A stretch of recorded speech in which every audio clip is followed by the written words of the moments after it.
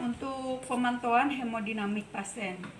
Jadi dipasang CPP untuk pasien-pasien yang memang masuknya mengalami dehidrasi berat misalnya. Ya, jadi perlu resusitasi dengan cara digerojok. Gerojok itu dicepetin. Nah, tapi itu memerlukan pemantauan gitu. Pemantauan apakah dia masih mengalami dehidrasi atau enggak. Jadi diperlukan pemasangan CPP. Jadi CPP ini adalah penggaris, namanya penggaris manometer ya. Ini penggaris CPP yang nanti dipasang di infus ini ya. Ibu biasanya pakai tali, ini ada jadi yang baru ya, nanti kita coba dipasang. Ini adalah manometer namanya.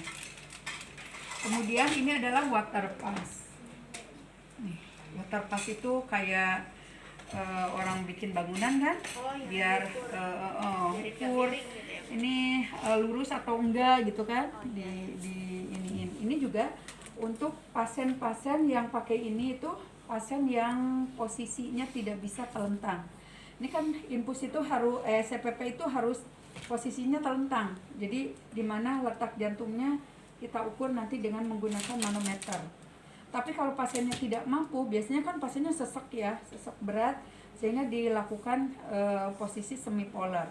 Nah, untuk menentukan zero point, artinya di sini nih zero point nolnya, titik nolnya, maka kita harus dihitung pakai ini, ya. Jadi untuk menentukan letak nanti zero pointnya di mana, gitu ya. Oke, jadi ini pasang dulu, infusnya ada 2.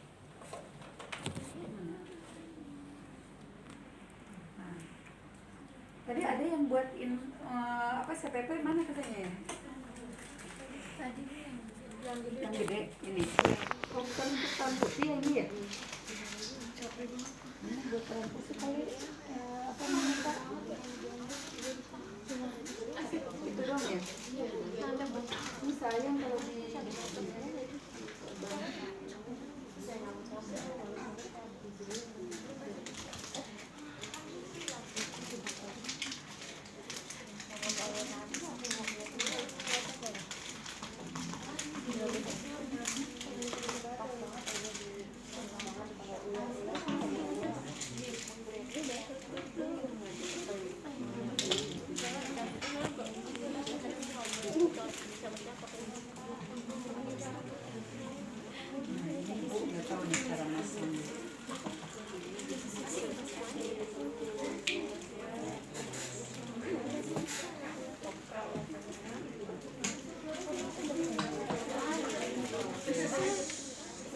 dipasang begini ya.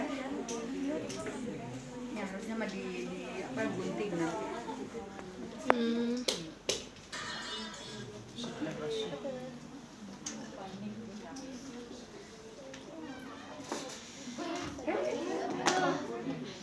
Ada air juga.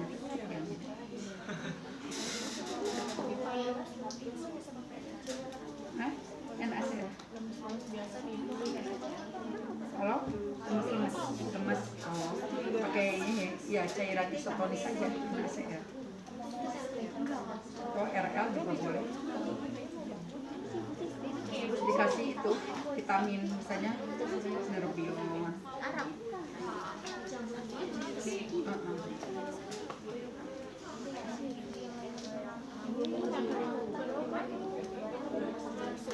Oh, itu sambungan selangnya dimasukin ke tengah-tengah, Bu? Ini dimasukin ke sini ya. Dan di sini, ini sebenarnya kalau di rumah sakit suka diikat gitu. Atau ada infus yang memang untuk CPP, jadi ada tutupnya di sini. Ya. Jadi ini karena nggak ada, jadi ibu pakai ini aja ya. Nanti di plester aja di atasnya. Jadi ada tutupnya.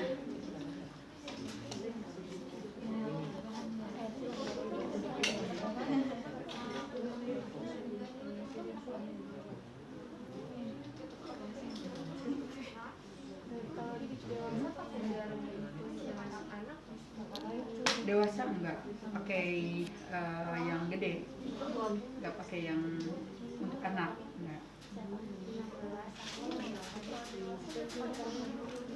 Hah? Iya. 20. Tapi kalau kita lihat juga kalau itunya halus, pembuluh darahnya suka. Ini gimana ya cara masangnya ya? Kayak gini. Oh, ini gini. Itu buat di atas kali, Bu. Buat digantung, iya. Nah, ya gitu, Bu. Tahunya udah terpasang.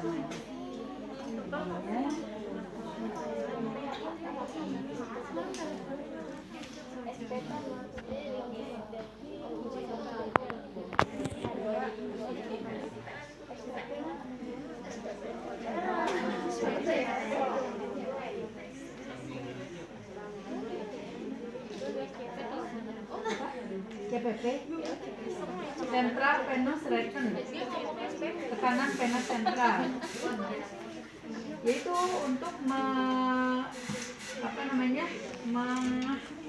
mengukur vena sentral. Vena sentral itu kondisi atrium. Dulu ini CPP, satu lagi ada pemantauan ya. Ini misalnya biasanya sih di sini pasangnya ya. Kemudian ada juga sih yang di tangan, pokoknya yang ininya gede. Jadi untuk mengukur kondisi hemodinamik di vena sentral. Di vena sentral itu di vena cava superior inferior ya. Biasanya sih pasangnya di dada nih. Tapi ini biarinlah di sini ya. Iya, Bu. Biar sekalian gitu. Sakit cairan, masalah Hemodinamik. Jadi misalnya dehidrasi tadi yang Ibu bilang, pasien dalam kondisi KAD misalnya ketoasidosis, sehingga dia mengalami gangguan masalah cairan. Jadi kita harus pantau bagaimana CPP-nya ya. Jadi CPP itu ini adalah alat ukur dengan manual. Biasanya ada di monitor pasien gitu, di sana ada CPP-nya berapa. Jadi kalau pasiennya pakai monitor, tinggal kita pantau aja berapa CPP-nya gitu. Dan normanya adalah 5 sampai 8. Mungkin di sini berapa ya? Macam-macam tergantung dari menggunakan H2O atau air raksa ya. Di sini berapa?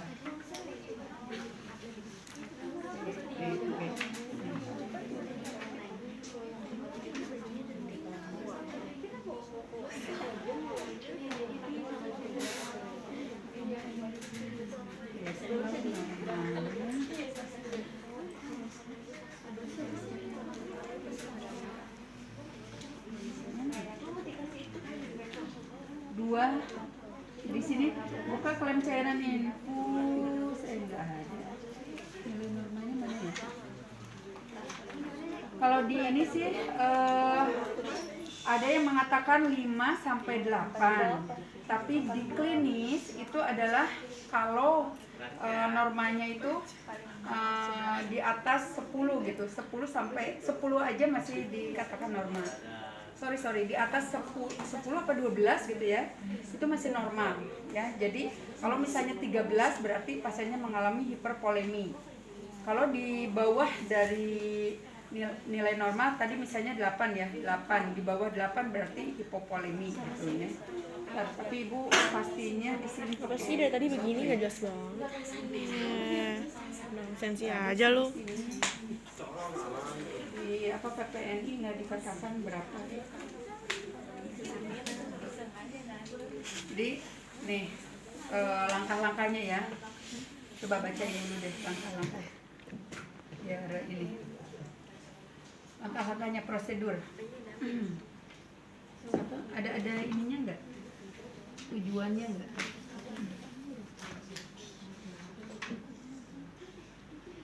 Indikasi utama ya, pemasangan kateter vena sentral ditujukan pada pasien-pasien dengan pemasangan vena perifer yang sulit, pasien dengan obesitas, pasien dengan intravenous drug abuser, makanya suka dipasangnya di sini, karena di sini gede kan. Kalau misalnya di sini nggak bisa nih. Kemudian pasien agitasi yang tidak kooperatif, pasien yang mendapat obat-obat vasokonstriktor, kemudian hypertonic solution. Jadi cairan yang hipertonik ya, misalnya nutrisi parenteral. Karena kenapa? Kalau di pembuluh darah perifer itu cepat rusak pembuluh darahnya, ya. Kemudian pasien yang mendapatkan prolong parenteral drug therapy atau terapi nutrisi yang panjang, ya, yang lama. Pasien yang menjalani hemodialisa, kemudian yang membutuhkan monitoring hemodinamik invasif. Contohnya adalah yang menggunakan kateter Schwann, ya. Jadi biasanya nggak di sini nih, di dada, di jugularis, ya, atau di supraclavicular dipasangnya. Nah, hati-hati, ini komplikasinya bisa menyebabkan terjadinya pneumotoraks, ya. Kenapa bisa menyebabkan pneumotoraks? Kalau kalian nggak hati-hati, itu udara bisa langsung masuk ke vena sentra, kan? Itu bahaya sekali. Yang kedua, bisa menyebabkan hemotoraks, perdarahan. Nah, itu juga hati-hati. Kemudian bisa menjadi emboli. Kalau ada bekuan darah, kita langsung ditusukkan, itu akan menyebabkan nanti emboli dan itu juga fatal. Jadi hati-hati sekali kalau pasien menggunakan CPP, ya. Embolisasi kateter, kemudian aritmia jantung dan perdarahan. Nah, tempat pemasangannya bisa di pena jugularis interna, ya. Di sini, pena sini jugularis, itu dipasangnya di sini, ya. Kemudian pena subclavia dan pena femoralis bisa juga di sini. Jadi nggak di sini, ya. Ini mah biar sekalian aja gitu. Kemudian nah itu, ya, nanti dibaca persiapannya nih ini.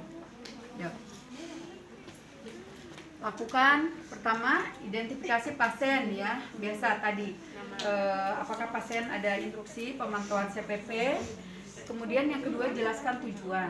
Jadi Bu, saya mau ini dulu, ya, mau ukur dulu CPP-nya supaya tahu kondisi cairan ibu gitu, ya.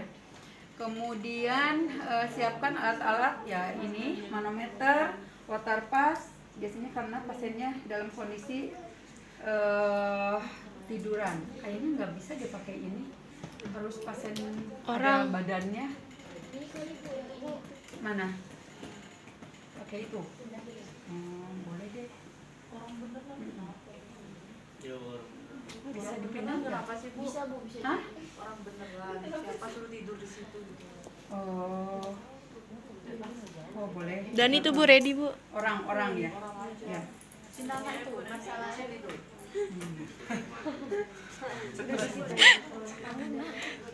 Yuk, orang ini katanya orang. Itu untuk mengukur itu aja, ya, water pass, ya. Oke. Nanti untuk water pass aja. Jadi ya udah nggak apa-apa gini. Untuk water pass aja nanti. Jadi pada saat kita mau mengukur nih yang pertama kali, iya, ini belum disambungin. Nah, biasanya dalam kondisi sudah terpasang seperti ini.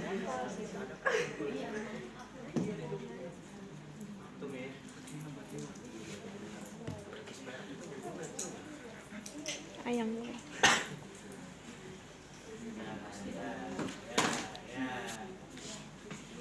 Ini harusnya nggak ada itu.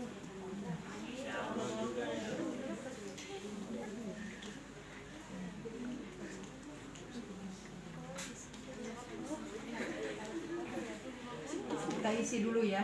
Kalau mau mengisi ini, yang pertama ini ditutup ke arah pasien. Perhatikan, ya, yang ini nih. Ke arah pasien ditutup, alirkan infus ini, ya. Infus ke manometer sampai terisi penuh. Nah, manometernya mana ini? Tuh, ini ngalir, ya. Ini kurang atas nih manometernya.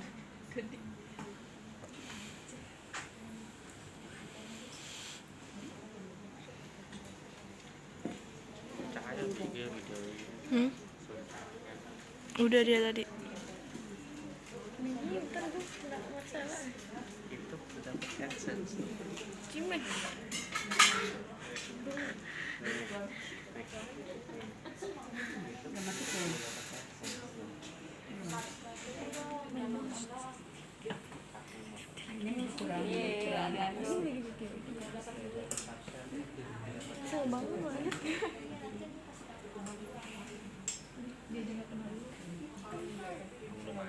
bentar. Nih kalau ada pasiennya kita ukur dulu. Sini tidur sebelahnya. Gak usah pada nih. Dani tuh Bu. Udah. Tentunya kalau kita pasang ini pertama kali nih, yang pertama kali harus diukur dulu posisi manometer ini ya. Caranya adalah dimana zero point, ini yang namanya zero point harus ada di interkostal keempat atau apa kondisi ini nih letak daripada jantung. Jadi kita ukur misalnya 3, 4, di sini 4 ya. Nah ini harus sejajar dengan tubuh pasien. Agak kejauhan kejauhan. Aduh, basah. Nah, ya, jadi ini tingginya harus sejajar dengan letak jantung si pasien. 2, 3, 4 ya. Jadi di sini. Nah, ini ya kira-kira segini. Jadi baru nanti sama perawatnya dipasang gitu. Ini untuk mensejajarkan zero point. Untuk apa ya zero point itu dimana ya letak dari penggaris ini menunjukkan lokasi daripada jantung gitu. Nah seperti ini ya. Ini zero pointnya kalau dalam kondisi telentang. Tapi kan nanti pasiennya tidur setengah duduk kan. Nah untuk menentukan zero pointnya maka misalnya duduk dan agak duduk belakang. Ini bukan bisa duduk. Nah, jadi agak tinggian lagi dan duduknya. Dinaikin aja kali Bu. Oh ya udah naikin coba deh. Udah naikin. Yang tengah buat Berat. salah yang tengah buat ini. Salah. Malah kaki. Bukan zero point itu. Nah.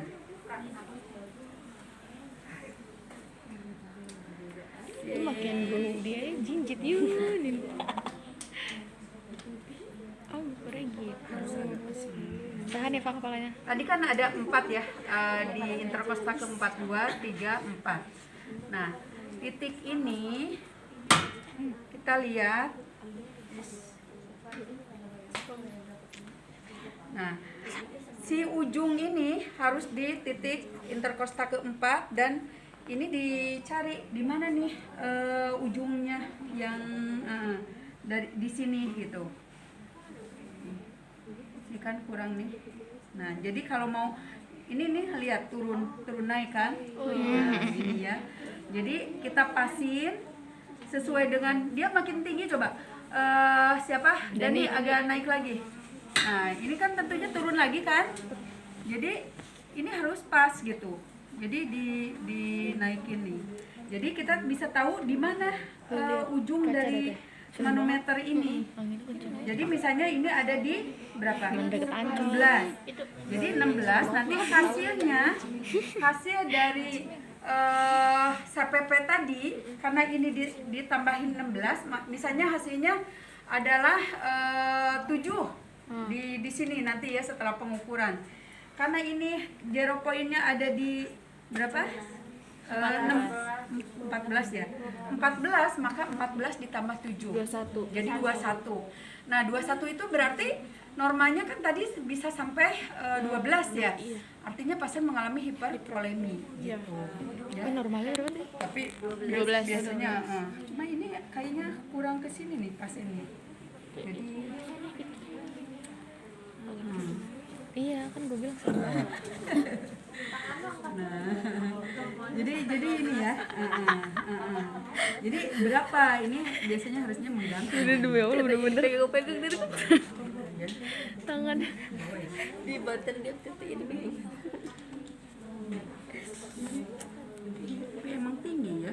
Iya Bu, ya. Nggak normal Dani. Gitu ya. Jadi 14. Nah, misalnya udah kita dapatkan 14. Kemudian barulah dihitung CPP-nya. Yang pertama tadi alirkan, udah dialirkan ya? Udah. Sampai atas. Nah, kalau udah di atas, artinya ini air udah penuh ya. Jangan ada lubang, jangan ada bukan lubang, gelembung. Nah, udah dimatikan ke yang manometer, mana manometer ini? Ini ya, udah dimatikan. Yang kedua adalah misalnya nih, kita mau memantau CPP. Ternyata di sini bukan NaCl. Dapatnya apa? Misalnya lagi nutrisi parentera. Itu harus dibilas dulu. Jadi tidak boleh ini ada warna lain nutrisi. Jadi ini ganti dulu dengan NaCl ya, di NaCl misalnya udah dipasang nih. Ini masih putih nih. Yang pertama adalah bilas dulu. Dengan cara kalau bilas berarti cairan ini harus masuk ke pasien.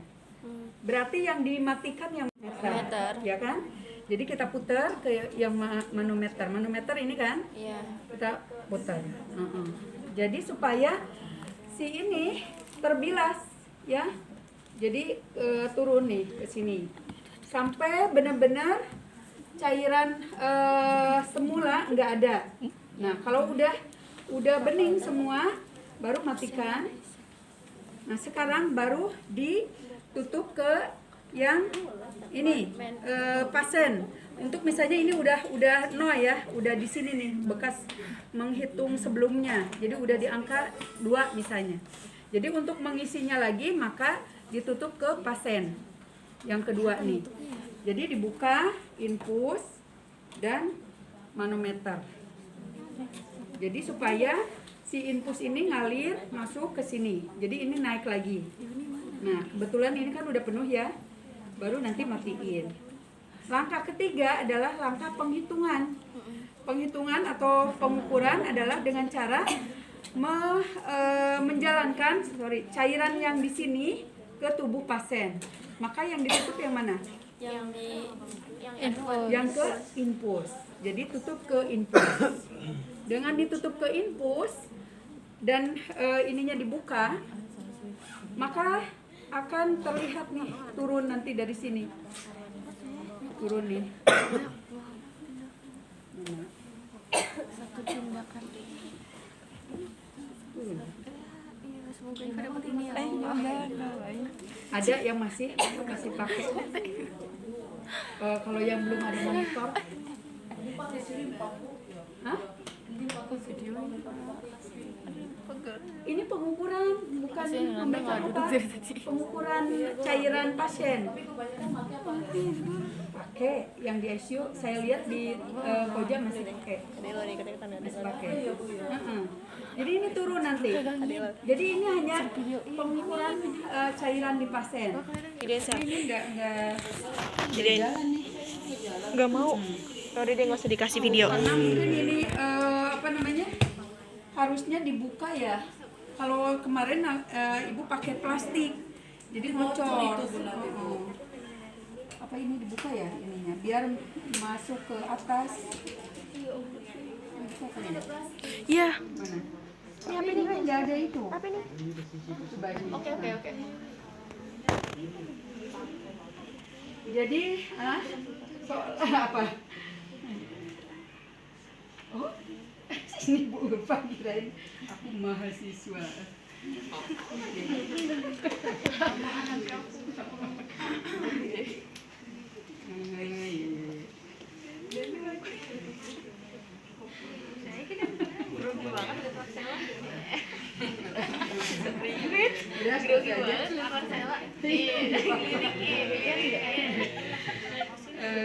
Ini malah naik ya. Nah, kalau di benar-benar ke tubuh pasien, nanti kita bikin pakai itu aja ya, jangan pakai ini. Nanti kalau benar-benar ke tubuh pasien, pada saat dibuka, ini akan turun nih, ya. Jadi akan turun dan tergantung dari cairan yang ada di pasien berapa. Dia kalau misalnya akhirnya turun di angka 3, dia turun, kalau selama dia turun belum dihitung. Nah, nanti di angka 3 dia akan naik turun kayak seolah-olah pernapasan kita. Naik turun. Nah, pas saat turun kita lihat berapa, oh di angka 4 misalnya. Artinya tadi kan zero point-nya di angka 14, ditambah 4 berarti dia 18. adalah 18. Oh berarti Bu, berarti dihitungnya mulainya pas lagi dia naik turun. Ya, dia akan naik turun tapi tetap di angka tersebut. Oh iya. Gitu. Jadi nggak turun lagi, nah itu baru dilihat berapa. Misalnya ada di angka 4 tadi ya, berarti tambah 18 tadi ya. 18 berarti tambah 14 14. jadi 18. Iya. Berarti dia positif 14. Positif 18. Udah error. 18 ya. Gitu. Jadi pertama ya yang penghitungan itu pertama bilas ya, bilas sampai Bersih. kondisi infus ini bening. Untuk membilas tentunya harus mengalirkan infus ya ke tubuh pasien. Maka di sini ada 2 cabang, maka yang ditutup adalah ke manometer. Ya, ditutup ke manometer ke sini. Sehingga si cairan infus akan membersihkan selang yang ada ini dan masuk ke dalam tubuh pasien gitu ya. Lihat emang diajak. Nah, tahap kedua, ini kalau udah bening semua, matikan ya yang infus ke pasien. Sekarang yang kedua adalah mengisi cairan infus ke manometer. Iya. Karena tadi ini udah turun nih sampai 2 di sini. Berarti kan harus diisi dulu sampai atas. Maka untuk ini mengisi ke sini berarti yang ditutup adalah ke pasien. Ya, pasien. Ya kan? Jadi putar, tutup ke pasien. Nah, baru dialirkan, ini dibuka dan ini dibuka. Mana Pak? Punya pasien. Nah, ini dibuka. Nah, nanti kayak tadi akhirnya naik kan? Tuh, Iya. naik kan? Nah, kalau udah naik sampai atas, tutup dua-duanya. Yang ketiga adalah penghitungan, pengukuran, yaitu dengan cara supaya cairan yang ada di manometer masuk ke dalam tubuh pasien. Maka yang ditutup adalah Yang kalian ngomong, misalnya kalau ujian nih, kalau ujian pertama kali komunikasi ya dengan pasien bahwa saya mau mengukur kondisi cairan ibu pertama ya.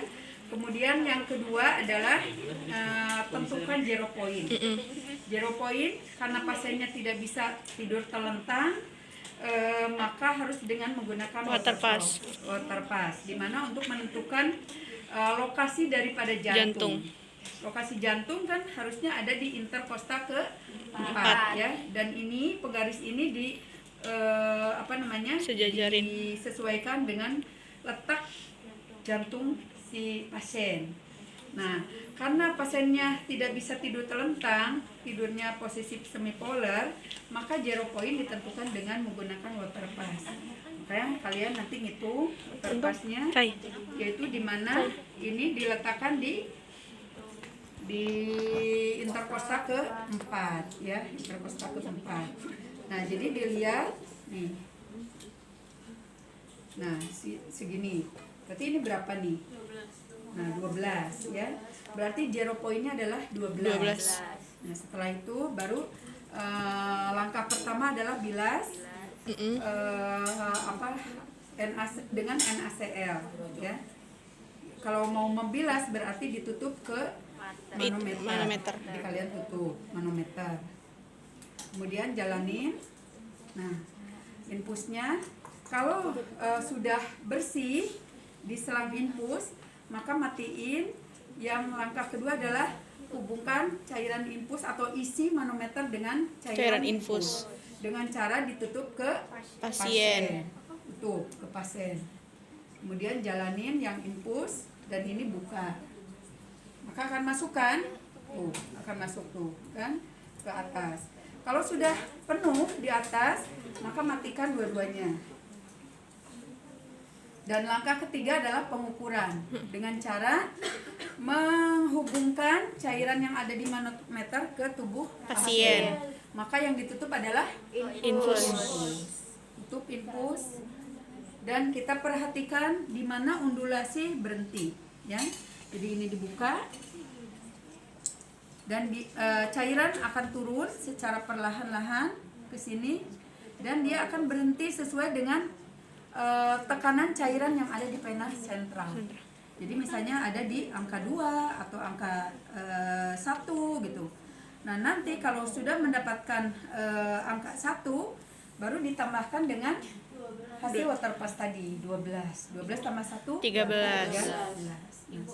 Ya.